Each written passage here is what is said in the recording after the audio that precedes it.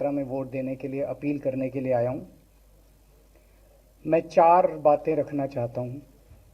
पहले चारों बिंदु बता देता हूं, फिर उसको डिटेल में एक्सप्लेन करूंगा। पहला ये कि ये चुनाव भारतीय जनता पार्टी मोदी जी अपने लिए वोट नहीं, अमित शाह जी को प्रधानमंत्री बनाने के लिए वोट मांग रहे हैं। दूसरी बात, योगी आदित्यनाथ जी को अगर ये लोग जीत गए तो योगी आदित्यनाथ जी को 2 से 3 महीने के अंदर उत्तर प्रदेश के सीएम पद से हटा दिया जाएगा।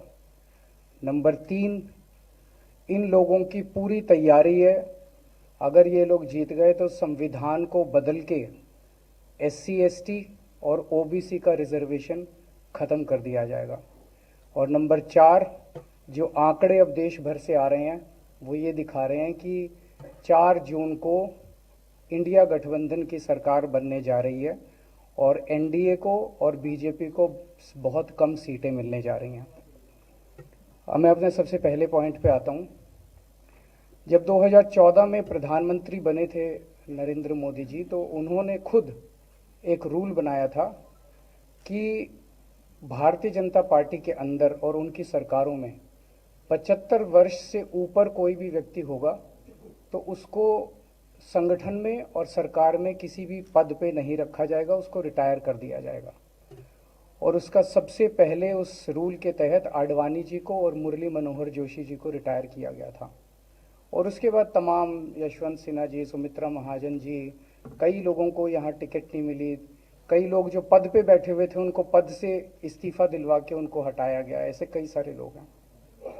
तो अब अगले साल 17 सितंबर को प्रधानमंत्री मोदी जी 75 साल के होंगे और मोदी जी ने तय कर लिया है कि अमित शाह जी को वो अपना वारिस बनाएंगे और अमित शाह जी अगले साल 17 सितंबर को देश के प्रधानमंत्री बनाने का उन्होंने तय किया है मोदी जी ने।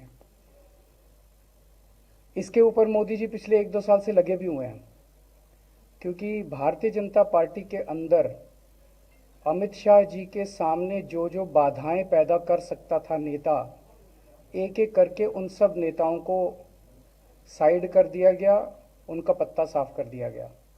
शिवराज सिंह चौहान को हटा दिया गया, वसुंधरा राजे को हटा दिया गया, डॉक्टर रमन सिंह को हटा दिया गया, देवेंद्र फडणवीस को ख़त्म कर दिया गया, खट्टर साहब को ख़त्म कर दिया गया। एक एक करके सबको ख़त्म कर दिया गया। एक ही शख्स बचे हैं जो अमित शाह जी के रास्ते का कांटा बन सकते हैं। हेलो, आवाज आ रही है? एक ही